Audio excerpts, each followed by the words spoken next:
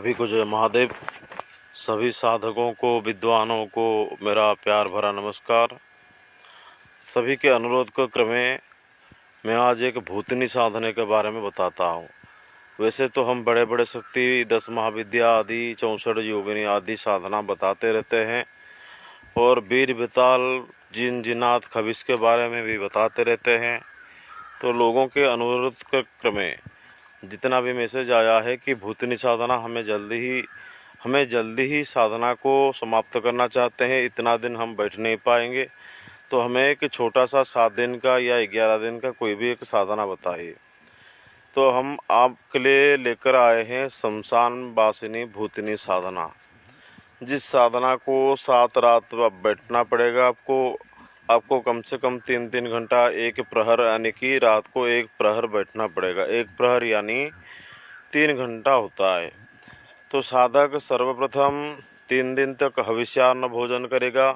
हविष्यान्न भोजन मतलब बिना प्याज लहसुन का कुछ भी साधक नहीं खाएगा, लेकिन प्रेतनी के लिए सभी कुछ पदार्थ वो तैयार करके रखेगा, जैसे कि पंचमोकार पूजा से मध्य, म से मध्य, म से मत्स्य, म से मांस, म से मुद्रा, म से मैथुन, 5 प्रकार का चीज़ वो तैयार करके रखेगा और 5 प्रकार चीज़ों को लेके वो शमशान भूमि में जाएगा।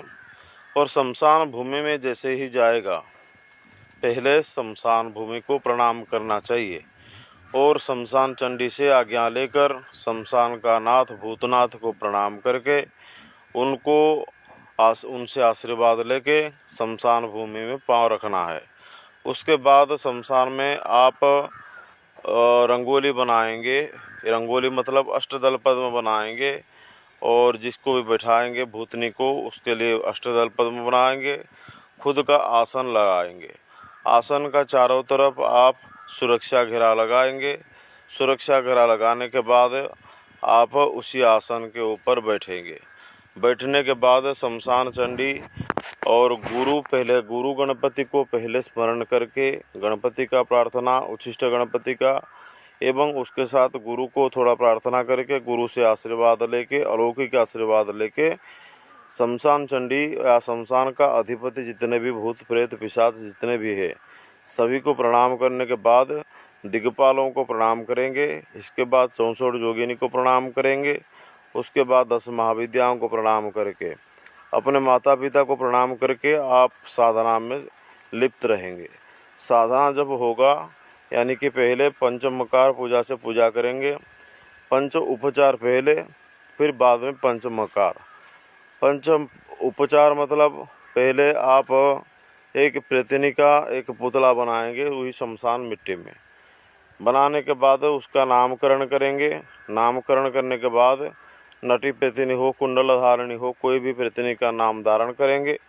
धारण करने के बाद वो पुतले को पहले से ही सजावट में सजा लेंगे, फूल वगैरह में।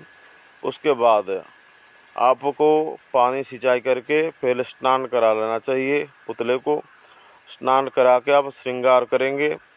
काजल, सिंदूर, ये सभी चंदन, ये सभी चीज़ों से श्रृंगार करेंगे। श्रृंगार करने के बाद आप पहले पुतले को स्नान फिर से कराएंगे, फूल से पानी छिड़क के स्नान कराएंगे। फिर उसके बाद पुतले को चंदन दिलाएंगे, यानी कि गंध हुआ एक उपचार। उसके बाद पुष्प चढ़ाएंगे, फूल हुआ एक उपचार। फूल चढ़ाने के बाद अगरबत्ती करेंगे। अगरबत्ती में आपको लोबान का धूप लगाना है। आजकल का जो अगरबत्ती मिलता है वो बांस के जो टेनी आता है बांस में ही बनता है, तो बांस जलाया नहीं जाता है। तो आपको अगरबत्ती लोबान से ही करना है।